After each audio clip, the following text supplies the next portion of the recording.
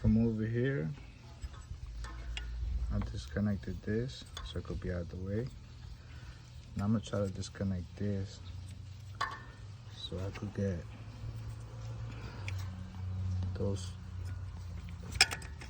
two 10 millimeters, and then I gotta go back and get this 10 millimeter and the other one that is somewhere down there to disconnect this whole housing to get into the thermostat.